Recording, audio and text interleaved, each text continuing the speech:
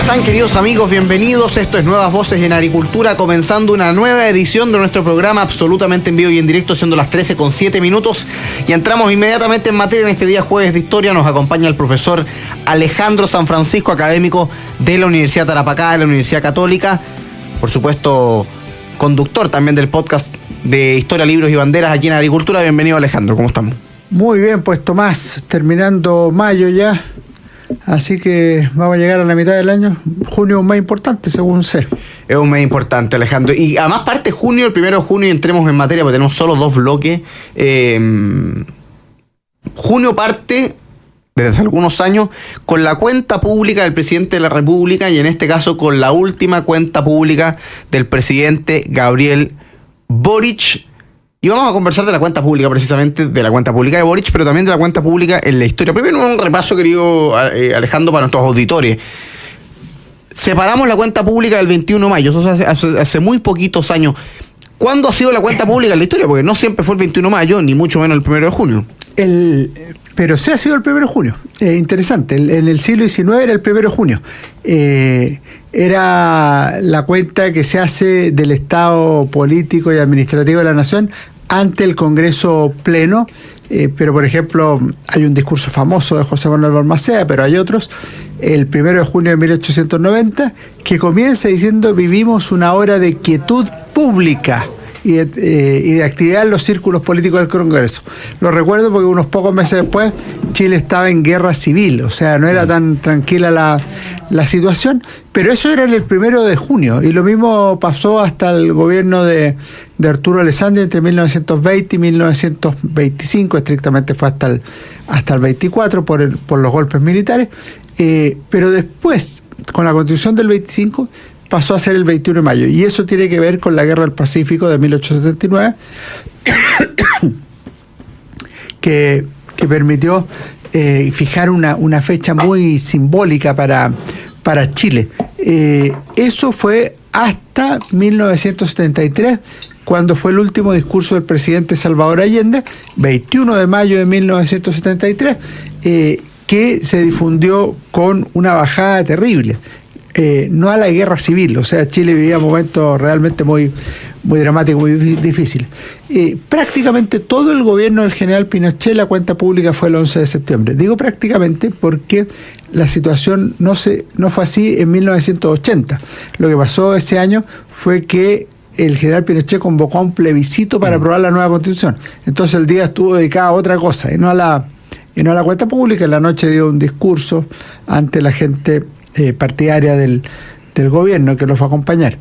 Y al regreso de la democracia, pero según lo establecido en la Constitución de 1980, se volvió al 21 de mayo hasta la reforma que tú muy bien mencionaste hace algún tiempo, cuyo objetivo era separar las dos actividades, claro. Es decir, que se pudiera conmemorar bien el homenaje a los héroes de Iquique y no se produjera esto que de repente el presidente llegaba pero corriendo al lugar a conmemorar porque está en la cuenta, está en lo otro. Hoy es así. Termino con una cosa. Eso ha significado no solo eso, pero ha significado una pérdida de relevancia de la cuenta pública. O sea, hoy día no tiene la misma atención que tenía antes, no tiene la misma puesta en escena que había antes, y vamos a ver cómo queda. Alejandro, te quería preguntar de eso precisamente. ¿Qué cuentas públicas? Esto siempre puede tener algo de antojadizo, hay que hacer una selección y por lo tanto no es global, pero ¿qué cuentas públicas han sido así realmente determinantes para efectos de lo que fue el gobierno, de la situación política del país? Porque efectivamente las últimas cuentas públicas, está bien, el presidente rinde cuenta al Estado Administrativo de la Nación, se congrega el Congreso Pleno, pero no es como que marquen un antes y un después, marcan un antes y un después en las encuestas, pero desde el punto de vista de los sucesos políticos no ha sido así. En la historia, ¿cuáles han sido así centrales? Primero hay un criterio para verla. Yo tengo la impresión que las mejores cuentas públicas son las primeras y las últimas. Eso en términos históricos. Cuando tú miras a los gobernantes, la primera cuenta pública es la que fija la hoja de ruta.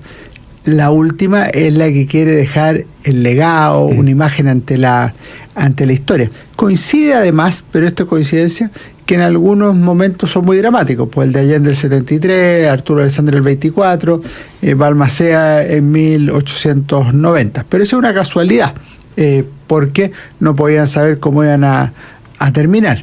El general Pinochet, obviamente, una es la del 74, que es la del balance del primer año de gobierno, otra es la del 89, que es bien curioso, porque es tras perder el plebiscito del 88, y es la misión cumplida. O sea, por un lado es perdimos, por otro lado ganamos, vamos a alegar lo que queríamos al país. Si tú miras a Patricio Aylwin, la primera y la última son muy relevantes. La primera es porque es el regreso a la democracia, es la primera cuenta pública en democracia tras 17 años. La de Ricardo Lago comentó una cosa solamente, pero ya en 2000 planteaba las reformas constitucionales que se harían carne en la reforma precisamente del 2005, lo que no deja de ser interesante, porque uno dice, esta era una línea que estaba trazada y que demoró algo. Termino con una cosa, Tomás, perdón, con dos cosas. Primero, de Piñera, yo encuentro que la mejor fue la primera del primer gobierno, fue muy clara, fue el mejor Piñera. Yo creo que Piñera crecía en esas circunstancias, él políticamente no era tan hábil como en términos de administración y de gestión, pero creo que fue un muy buen discurso. Y ¿sabes qué? Hay algunos que son para la historia. Vamos a ver lo que hace esta semana, el presidente Gabriel Boric. Pero yo el último discurso de Eduardo Frei Montalva lo encuentro notable, porque es un discurso de despedida doble. Es un discurso de despedida de su gobierno, pero yo creo que él avisora que la victoria no va a ser suya, no va a ser de la democracia cristiana. Entonces advierte el peligro de las revoluciones con sangre que tanto fascinan sobre todo a los jóvenes y que tanto daño causan a los países. Estamos conversando con Alejandro San Francisco, para quienes se van sumando a nuestra sintonía, en una nueva edición de nuestros Jueves de Historia, aquí en Nuevas Voces de Agricultura, conversando sobre las cuentas públicas a lo largo de la historia y el impacto que han tenido. Alejandro, es la última cuenta pública del presidente Boric, tú decías como criterio general, se quiere que las mejores son las primeras y las últimas. Las últimas son cuentas públicas como delegados, si se quiere, ¿no? Sí, de hacer un resumen de lo que ha sido el gobierno y un fondo de lo que se le va a entregar al país en pocos meses más. El presidente Boric deja el gobierno en alrededor de 9 meses más y por lo tanto algo tiene que mostrar. Si uno pensara en los gobiernos después de la democracia y comparara los legados susceptibles de ser mostrados, ¿cómo queda el presidente Boric? ¿Qué puede mostrar? ¿Qué comparaciones se puede hacer? ¿Qué gobiernos han terminado quizás como este con un pie medio cojo, digamos, con bastante anticipación? Yo creo que ahí la clave, Tomás, es que el primer legado de un gobierno es el gobierno siguiente. Eso es de principios, o sea, eso no se tranza. Y en ese sentido, los gobiernos que han terminado mejor son los del presidente Patricio Aylwin, de Eduardo Frei Ruiz-Tagle y de Ricardo Lagos. O sea, son gobiernos que le han dado continuidad a su proyecto político, en ese caso la concertación de partidos por la democracia. En cambio han terminado más mal, obviamente Bachelet 1, Sebastián Piñera 1, Bachelet 2 y Sebastián Piñera 2. ¿Cómo va a terminar Boric? No lo sabemos. Con los datos que hoy tenemos, terminaría mal también, o sea, terminaría como Bachelet Piñera, es decir, entregándole la banda presidencial a alguien del frente, sea José Antonio Kast o Evelyn Matei, según dicen las encuestas, pero hay que revisarlo. Y yo creo que esa es una mala noticia para el gobierno, una mala noticia para la administración. Piensa tú que hoy día coexisten dos procesos que son distintos, pero que son comidos por un tercero. Los dos procesos son las primarias y la cuenta pública. Pero lo que estamos hablando son de distintas crisis que afectan a la administración pública y especialmente al gobierno. En ese sentido, la cuenta pública va a distar, cualquiera sea el escenario, de lo que era el proyecto del Frente Amplio y el Partido Comunista en la campaña del 2021, de lo que era el programa de gobierno que presentó Gabriel Boric a la ciudadanía, y de lo que fue el proceso iniciado en el 2019 que con la Revolución de Octubre, que es la nueva Constitución. que ya en su primer mensaje se refirió, pero que terminó con una derrota abrumadora el 4 de septiembre de 2022. Entonces, la situación es más bien, como dices tú, caído, abandonado y decaído, decía el poeta Pablo Neruda. Por ahí anda la cosa, pero imagínate que se revirtiera la situación y le entrega el mando a Winter. Bueno, cambia radicalmente el escenario político. Ese es el principal legado de un gobierno, y por eso un gobierno se mide por dos cosas en general, aparte de los resultados. Uno, a quién le deja el cargo, y dos, si sus ideas tienen proyección en el tiempo, sea porque fueron compromiso legislativo o porque cambió culturalmente una sociedad. Vamos a hacer, queridos amigos, la primera pausa comercial. Estamos conversando con Alejandro San Francisco en nuestro jueves de historia aquí en Nuevas Voces de Agricultura, a propósito de la cuenta pública. El presidente Boric deberá dar la última cuenta pública de Gabriel Boric el próximo domingo. Este domingo, 1 de junio, hemos conversado sobre qué impacto han tenido las cuentas públicas en la historia, y por supuesto vamos a analizar a la vuelta de la pausa qué es lo que se podría venir en la cuenta pública del presidente Boric. Vamos a comentar algunas de las últimas cuentas públicas que ha hecho el mismo Boric, el 2022, el 2023, y qué podríamos esperar ahora este 2024. Pausa comercial breve y en pocos minutos estamos de vuelta. Esto es Nuevas Voces en Agricultura. Estamos de vuelta, queridos amigos, con su programa Nuevas Voces en Agricultura, conversando en un jueves de historia sobre la cuenta pública del presidente Boric. Les cuento desde ya que en el último bloque de este programa vamos a estar conversando con Claudia Galvez, la subdirectora académica de World Skills Chile, con quien vamos a conversar de la competencia World Skills Américas Santiago 2025 en el contexto del trabajo que estamos haciendo por relevar la importancia de la educación y en particular de la educación técnico-profesional, trabajando junto al Grupo Educar y a la Fundación Irarrázaval. Vamos a saludar a quienes hacen posible el programa y retomamos la conversación con Alejandro San Francisco. En Colliers Chile tenemos el lugar perfecto para tu negocio. Te ofrecemos la más amplia gama de propiedades comerciales en venta y arriendo en las zonas más destacadas del país. Contáctanos en info@colliers.cl o al 224961-500. En Colliers Chile tenemos el lugar perfecto para tu negocio. La Universidad San Sebastián es la primera universidad en Chile en acreditar internacionalmente en excelencia sus 4 centros de simulación por FLASIC. Y Grupo Educar está construyendo el futuro de la educación media técnico-profesional en Chile. Conoce más sobre nuestro trabajo en www.grupoeducar.cl. Y actualiza tus datos en la app de Caja 18 y participa en el sorteo de una de las 18 gift cards de 50.000 pesos. Conoce más en www.caja18.cl. Caja 18, la mejor caja para Chile.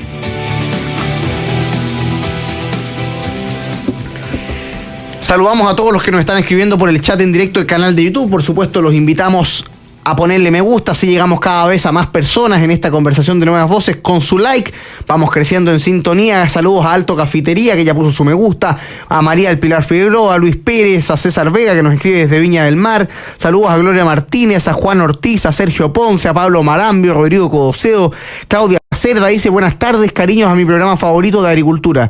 2 horas, por favor, desde Valle Exploradores, región de Aysén. Saludos a la región de Aysén. Ya Claudia, saludos para Elena Méndez, para Karen, saludos para Gisela Concejal, desde la Araucanía, a Eduardo Montenegro, que nos escribe desde Rancagua, para don Carlos Sublet, que está conectado, para Juan Pablo, que dice muchos saludos desde Quintero, un grande el doctor San Francisco y Tomás Bengolea, nunca olvidemos la historia. Saludos también para Marcelo Guzmán, para Nemesio Melo, para Tabita, para José Luis Lira, para tantos otros que nos escriben y le ponen me gusta aquí en el chat en directo de YouTube, en la transmisión de Agricultura TV, donde vamos, por supuesto, conversando con nuestros auditores. También a Rosa Román Toro, que le puso me gusta también, Política Incorrecta, también nos dice el mejor programa, José Luis González y tantos otros que van comentando con nosotros. Alejandro San Francisco, última cuenta pública del presidente Boric, en principio complicado, en principio todo indica que el gobierno del 2026 al 2030 va a ser un gobierno de oposición al presidente Boric, es decir, un gobierno más bien cargado hacia la derecha, un gobierno que enfrenta una cuenta pública con el escándalo del caso Monsalve, con el escándalo de las licencias médicas, con el escándalo del caso Procultura y Alberto Larraín, pero que en los últimos días ha tirado el anuncio del aborto legal hasta las 14 semanas, un aborto sin expresión de causa para ampliar las 3 causales. desde el punto de vista de los contenidos, ¿qué puede mostrar el presidente Boric en esta cuenta pública? Yo creo que lo que tú señalaste al final es clave. Si tú miras la cuenta del 2024, ahí el presidente Boric ya anunció el proyecto de aborto libre, pero estaban atrasados. Entonces lo que se produce en mayo es que empiezan a ver ministerio por ministerio, oye, ¿hemos cumplido o no hemos cumplido todo?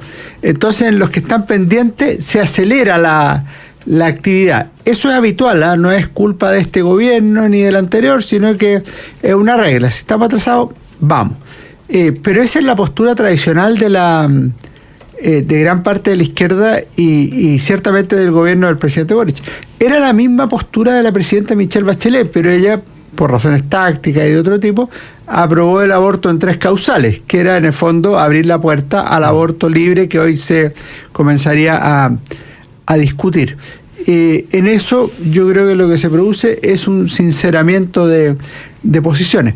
Pero eso te lleva al segundo tema. Cuando tú planteas, ya, ¿y qué puede mostrar?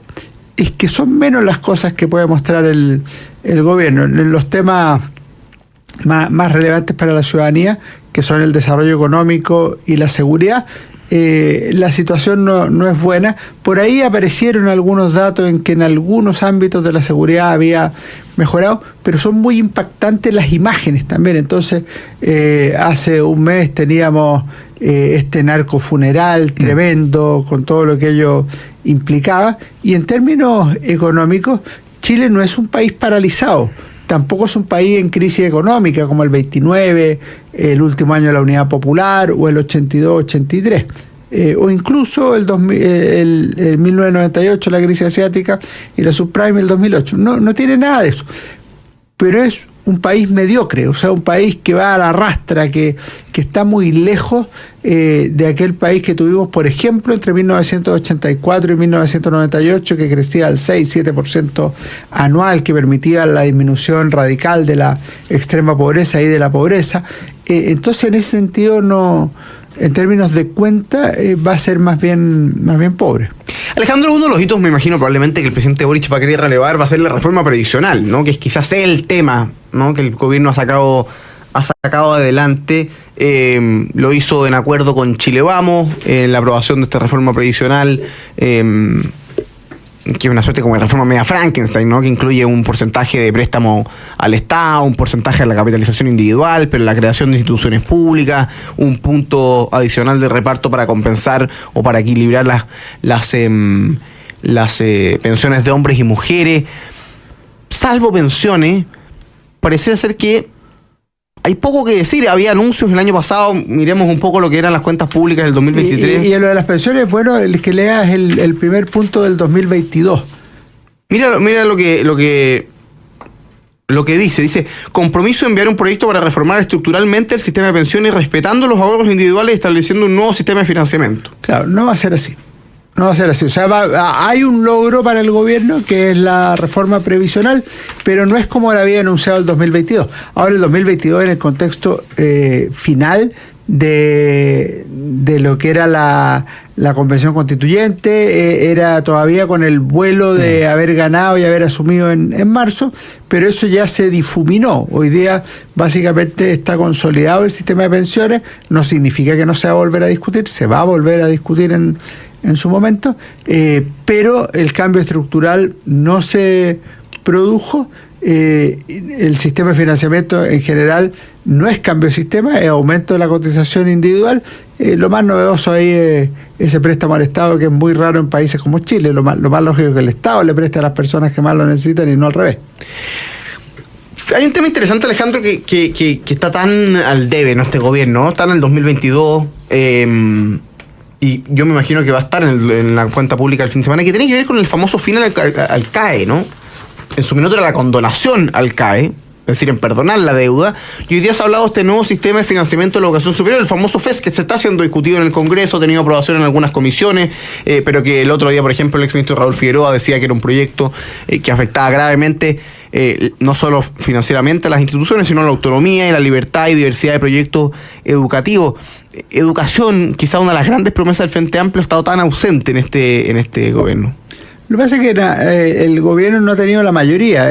La propuesta del Frente Amplio hay que entenderla como era. Era educación estatal, gratuita y de calidad. Lo de calidad es bastante difuso porque hay que tener un parámetro de medición.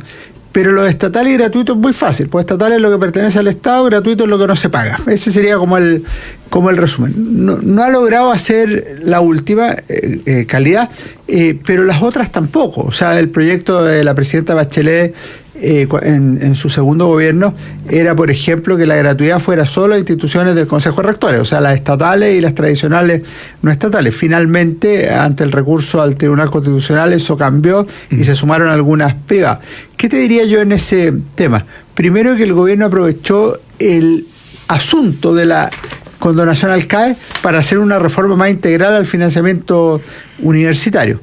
Segundo, mientras se mantenga la libertad de las instituciones para adherir o no a este sistema de financiamiento, a mí me parece que no hay problema. La universidad puede decir, oye, el FES lesiona la autonomía de las instituciones, no me sumo. Eso yo creo que es importante destacarlo. Pero a eso se le suma un tercer factor, que en lo que es financiamiento personal, los que tienen mérito debe respetarse el derecho de decisión. O sea, aquí no puede haber libertad para los ricos que elijan la institución que quieran, que les pague el papá a la universidad, y de ahí cada uno verá cómo le va. Eso es una cosa. Y lo segundo, en cambio, los que tienen menos recursos, aunque tengan un buen puntaje, aunque tengan el mérito académico, aunque hayan sido buenos alumnos en su educación media, no pueden elegir porque el Estado va a asignarle prioridad a determinadas instituciones. Aquí el Estado está al servicio de las personas y no al revés. Alejandro, cambiémonos un poco de tema, o más bien analicemos un poco. Aborto legal, la decisión de retirar el agregado militar de Israel, son decisiones de carácter marcadamente ideológicas, políticas, digamos, que tienen un efecto, que tienen un símbolo, que tienen un impacto. ¿Es un preludio de lo que podría ser la cuenta pública? Porque hay una decisión política de en el fondo, tomar estas decisiones a días de la cuenta pública. Lo del aborto, ciertamente, porque está anunciado la vez anterior y no está hecho a esta altura. Lo de Israel es bien curioso porque está en la línea que se estimaba era la posición del gobierno, porque Israel sacó al agregado militar de Chile. Hay distintas circunstancias que llevan a eso, pero si tú quieres ver cuál es la evaluación política de esto, cuál es la evaluación conceptual global, a mí me parece que el presidente Gabriel Boric está firmando las huestes. O sea, lo que hay, se ha producido un quiebre psicológico en muchos sectores que apoyaron a este gobierno. O sea, este gobierno sacó un buen porcentaje de votos, llegó democráticamente a la moneda, llegó con un programa revolucionario que incluía la Constitución del 4 de septiembre de 2022 e incluía una serie de cosas que iban en la línea de lo que anunció el propio candidato Boric. Chile, que fue la cuna del neoliberalismo, será también su tumba. Bueno, eso no pudo ser.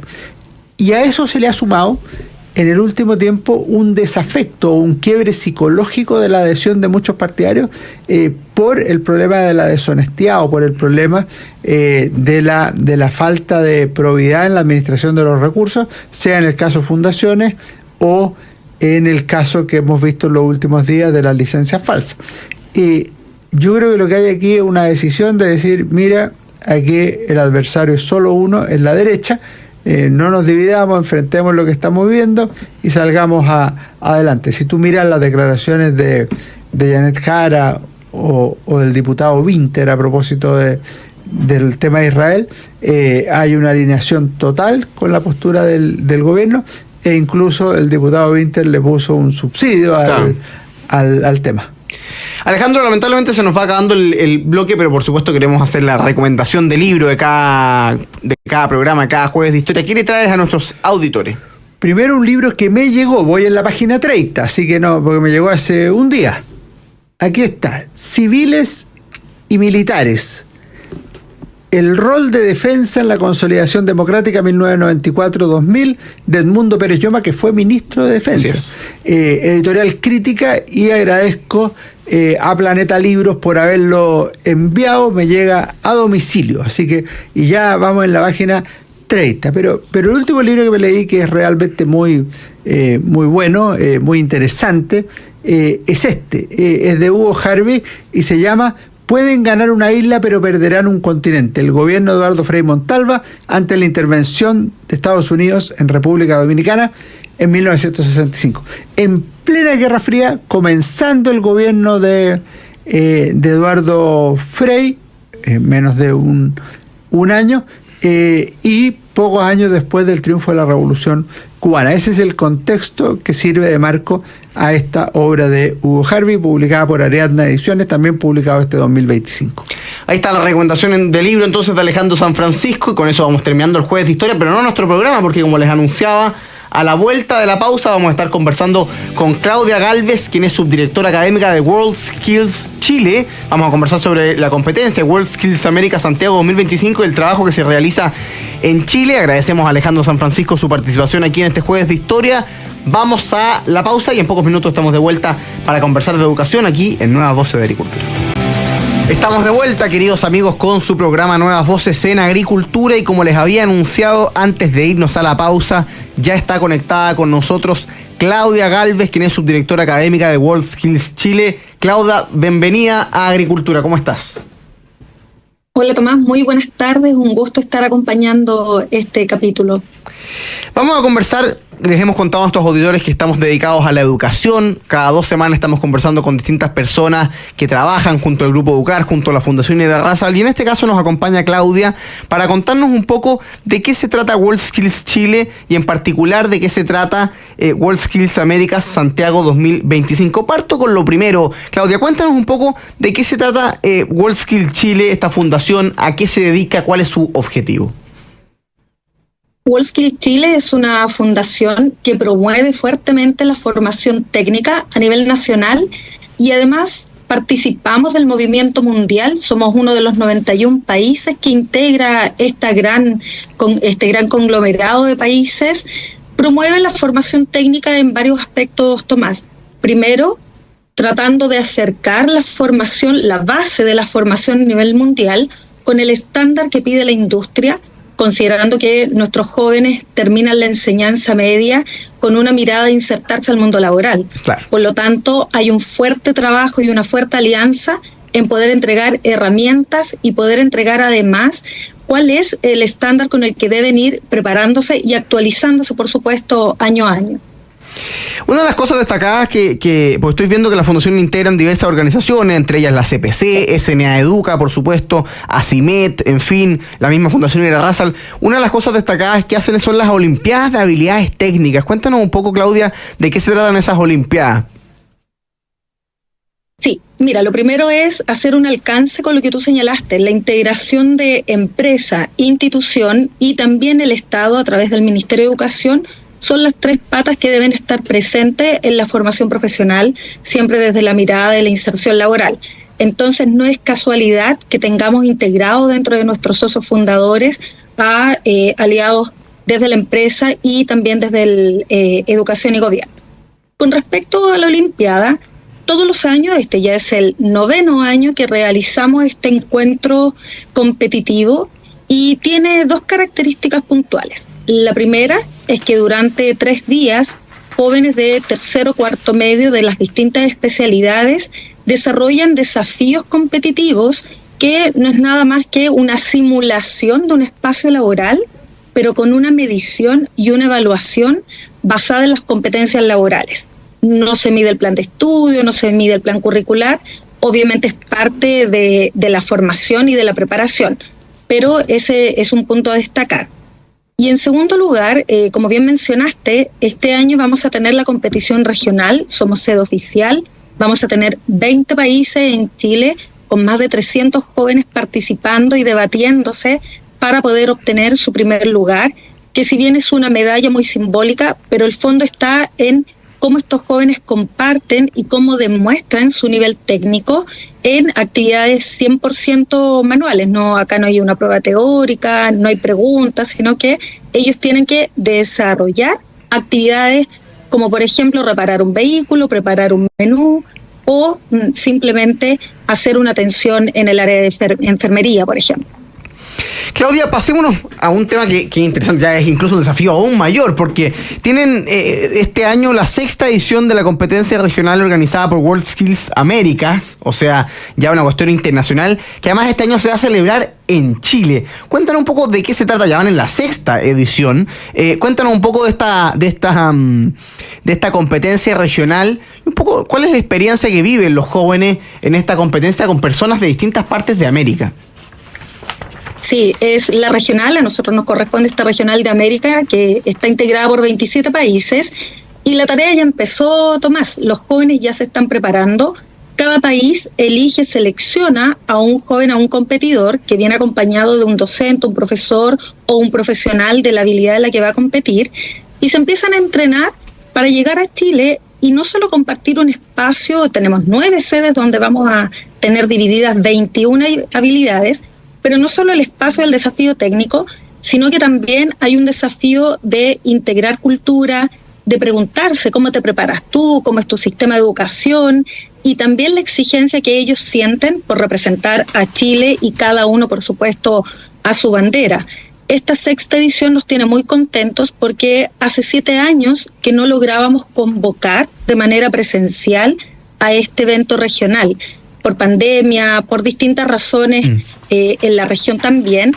Entonces hay mucha emoción, mucha expectativa también y un gran desafío para nosotros como equipo humano y obviamente la exigencia tecnológica que tenemos ahora en cada uno de los espacios de competición.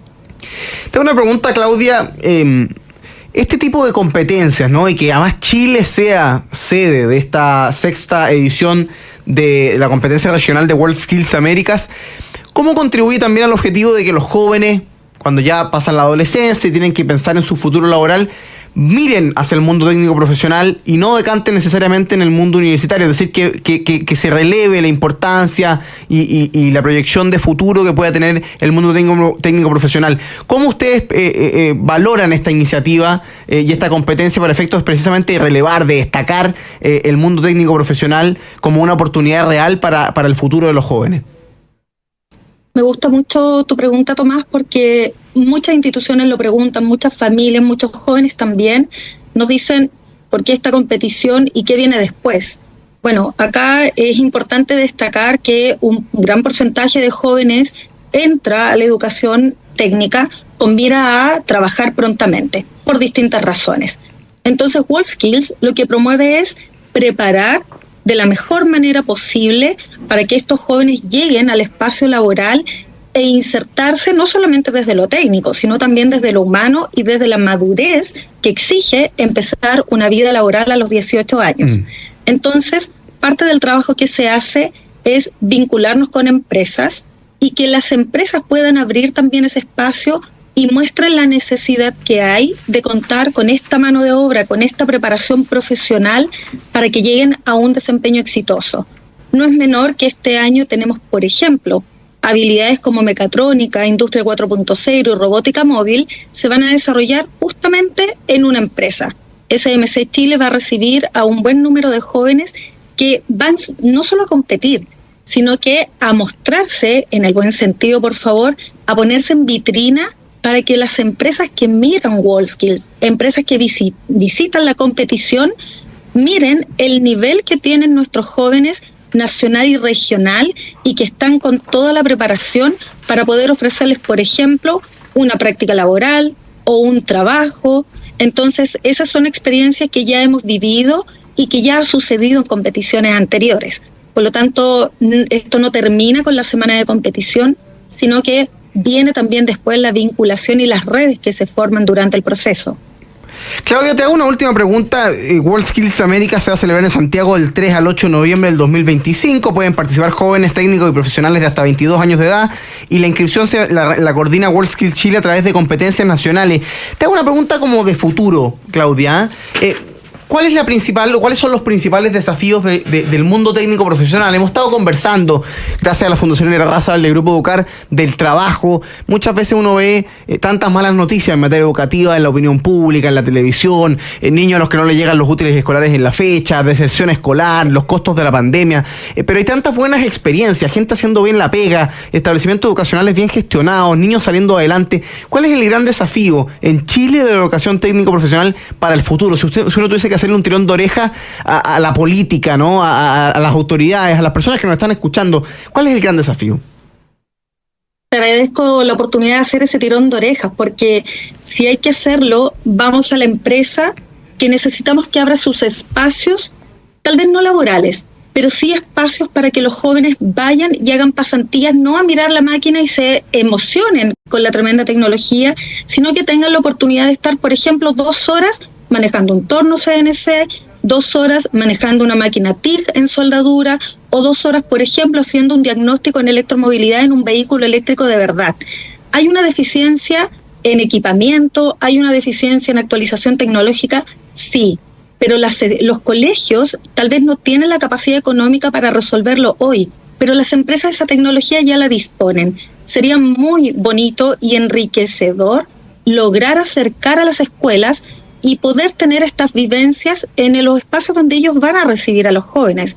Desde WorldSkills Chile, y también lo hemos hecho con Grupo Educar, hay experiencias exitosas en donde va el grupo curso a otro colegio, incluso con mejor infraestructura o con más tecnología, y esa pasantía vale muchas veces mucho más que la hora de clase directa. Y cuando hemos llevado jóvenes a empresas, créeme que ese paso por el taller de la empresa tiene un valor y tiene un aprendizaje superior, incluso a 4 horas en la sala con pizarra. Entonces, acá el tirón de oreja yo lo haría a aquellos colegios que no están acercándose a la empresa, pero más a la empresa que no abre la puerta. Estamos a tiempo siempre, hay que poner ejemplos buenos, positivos y motivar, pero mi llamado y de todo el equipo de WorldSkills es a que las empresas no tengan temor a recibir jóvenes técnicos, porque créeme que lo vemos en competición. El nivel es de excelencia.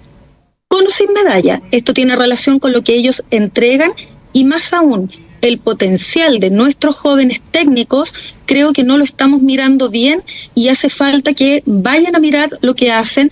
Yo invito a las empresas, al gobierno, invito a todos los actores que están relacionados con la formación técnica en nuestro país, que vayan a mirar cualquiera de las 9 sedes en las que van a ver jóvenes que tienen entre 16, 18, 19 años, cuál es el nivel de desempeño, nivel de compromiso y la calidad que ellos tienen en su quehacer.